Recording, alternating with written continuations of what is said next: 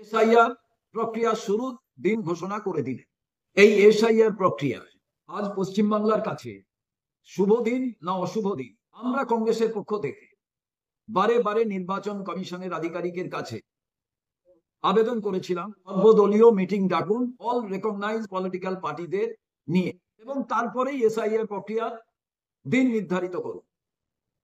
আজ পশ্চিমবাংলার কাছে শুভ দিন না অশুভ দিন? আগামী দিন তা নির্ধারিত হবে। পশ্চিমবাংলার মানুষ এবং পশ্চিমবাংলার প্রদেশ কংগ্রেস সব থেকে বড় স্টেক হোল্ডার এই এসআইআর প্রক্রিয়ায়।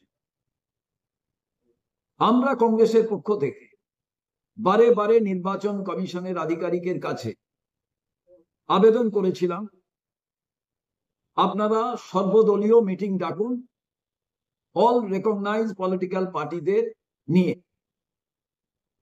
এবং তারপরেই এসআইআর প্রক্রিয়ার দিন নির্ধারিত করুন। কিন্তু আজ দেখলাম একেবারে নিজস্ব কায়দায় নির্বাচন কমিশনের যে পবিত্রতা তাকে লঙ্ঘন করে নির্বাচন কমিশন একক সিদ্ধান্তে এসআইআর প্রক্রিয়া শুরুর দিন ঘোষণা করে দিলেন।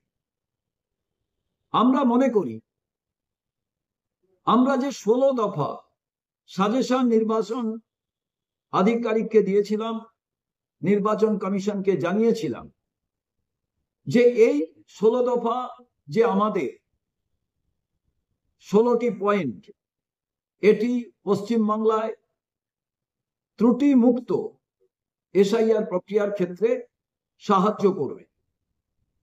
কিন্তু নির্বাচন কমিশন বিহারের যে ত্রুটিপূর্ণ এসআইআর প্রক্রিয়া ছিল তার থেকে মুক্ত হতে চান না, আর সেই কারণে তারা আমাদের সাজেশন গ্রহণ করেন।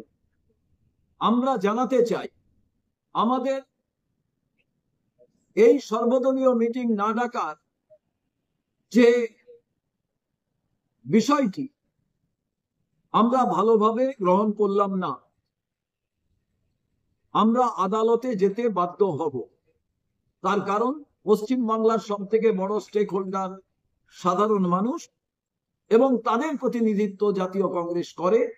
সেই কারণে এই নৈতিক অধিকার সাধারণ মানুষের, তাদের স্বার্থ, তাদের ইন্টারেস্টের কথা ভেবেই আমরা মহামান্য আদালতের কাছে আমাদের যেতে বাধ্য করা হচ্ছে।